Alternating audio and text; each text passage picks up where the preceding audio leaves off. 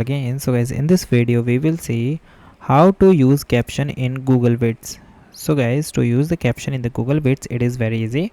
So guys, here you see that I am creating a one video through the AI. Here you check.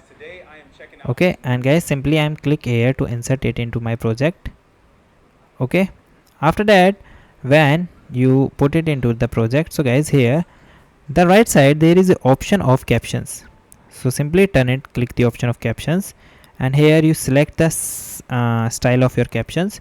Select here, and guys, here you see the caption is ready. Now when I click it, here you see,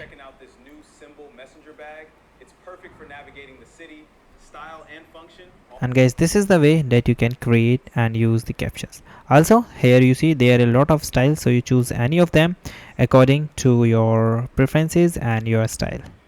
So guys, this is the way that you can do, and guys, thank you and have a nice day.